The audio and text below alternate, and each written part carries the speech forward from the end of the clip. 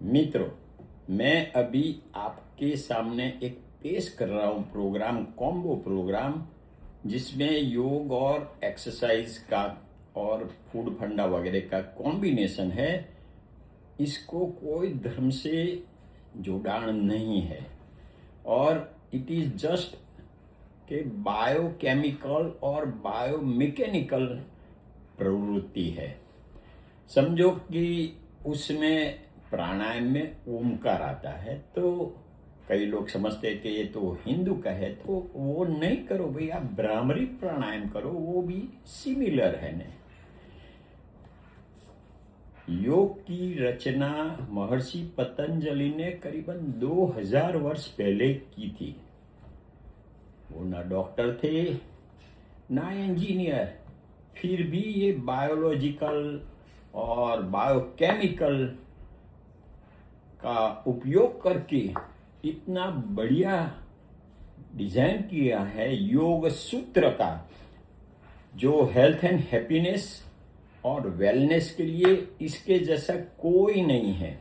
और आज के साइंटिस्ट भी उसको प्रमाणित करते हैं। योग के 8 अंग है, अष्टांग योग बोलते हैं।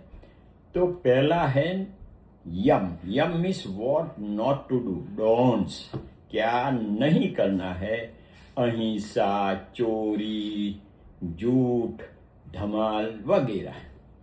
फिर नियम आता है, means what to do, do's, क्या करना है। तो आपको निष्ठा से अपना काम करना है, सदाचारी जीवन जीना है, सद्भाव से सबको मिलना है, सद्वर्तन करना है और सद्वांचन करना है।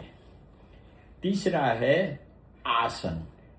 हम हमारी रोज बरोज की 80% प्रवृत्ति मिड रेंज में करते हैं, एक्सट्रीम रेंज में बहुत कम करते हैं या नहीं करते हैं। तो ये जो आसन है ना, वो आपको मैक्सिमम पोटेंशियल तक लेके जाएगा। समझो मैं पश्चिमोत्तासन करके आगे झुक रहा हूँ बैठे बैठे, या खड़े खड़े हस्त पदासन कर रहा हूँ सेम, तो उसमें आपके पीछे वाले सॉफ्ट टिश्यू, स्नायु और सांधा पूरा मैक्सिमली स्ट्रेच होके आगे जाएगा। तो स्ट्रेचिंग होता है पूरा, अदरवाइज पड़े पड़े वो जकड़ जाते हैं ना, स्टिफ हो जाते हैं। और वो पोजीशन में आपको 15 सेकंड मेंटेन करना है, तो उसको आसन बोलते हैं या पोस्चर। तो ये एकदम स्टेबल एंड साउंड बनता है posture, and posture is the foundation of all the movement. बाद में आता है प्राणायाम, कॉन्शियस एंड कंट्रोल्ड ब्रीदिंग। 2 शब्द इंपॉर्टेंट है। कॉन्शियसनेस, सभानता से सांस लेने का, अपनी 80% प्रवृत्ति ऑटोमेटिक है, सभानता नहीं होती। अपना ब्रेन तो कहीं भी घूमता रहता है ना, प्रवृत्ति हैबिचुअल होती रहती है। तो कॉन्शियसनेस है। और फिर बाद में कंट्रोल्ड ब्रीदिंग, धीरे धीरे जुदे जुदे प्राणायाम बहुत प्रकार के हैं, करके आपको उस पर नियमन करना है। बाद में आता है प्रत्याहार। हम जन्म लेने के बाद हमारे जो 5 सेंसरी ऑर्गन है, वो अगल बगल में एक्सप्लोर करेंगे, ढूंढेंगे और माहिती इकट्ठी करके अपने ब्रेन को फीडबैक देंगे। ब्रेन अकॉर्डिंगली अपनी मोटर प्रवृत्ति करवाएगा शरीर से। बाद में आता है प्रत्याहार। तो ये प्रत्याहार में आपको वही सेंसरी ऑर्गन जो बाहर लेके गए थे अपने शरीर और मन को, उसको विड्रॉ करना है। स्व तरफ की यात्रा बोलते हैं, कमिंग बैक टू सेल्फ, अपनी ओर आने का, उसको प्रत्याहार बोलते हैं। इसके बाद में आता है धारणा। धारणा का मतलब है आपको अपना जो फोकस है ना, वो बाहर कोई भी एक चीज पर रखने का और शरीर को स्थिर करने का, वही पोजीशन पर। तो समझो कि एक जलती मोमबत्ती की ज्योत है, दूर रखने का आगे, और वहां अपना फोकस रखने का, अटेंशन रखने का। इसके बाद आता है ध्यान।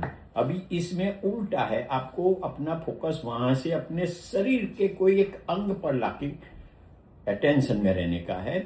मैं दाखला तरीके उदाहरण देता हूं कि अपने हृदय में एक एवी नोड होता है, वहां सतत स्पार्क होता है और वो स्पार्क से हृदय का धबकारा होता है। तो आप इमेजिन करके वहीं अपना ध्यान और अटेंशन को फोकस करो। फिर बाद में आता है समाधि। समाधि means union of body and brain. और अगर आप रिलीजियस हो तो या फिलोसॉफिकल समझो तो आत्मा और परमात्मा का मिलन, बॉडी ब्रेन आत्मा और परमात्मा, ये हो गया योग। तो चलो चलते हैं आज का ये प्रोग्राम हेल्थ एंड हैप्पीनेस के लिए। ये राधा पेरेंट भी मुझे सपोर्ट कर रही है कि मानव मात्र भूल के पात्र। तो मैं यहाँ थोड़ा कुछ करेक्शन करना चाहता हूँ कि मैंने जो बताया कि महर्षि पतंजलि ने योग सूत्र रचा है, तो उन्होंने जानकर या अनजाने में दो चीज़ों का बहुत बढ़िया अपनी सूझबूझ से किया है काम। कि मैंने बताया कि बायोलॉजिकल और बायोकेमिकल वो तो सेम हुआ, तो एक्चुअल वर्ड है बायोलॉजिकल, इट मीन्स बायोकेमिकल, और दूसरा वर्ड होना चाहिए बायो इंजीनियरिंग।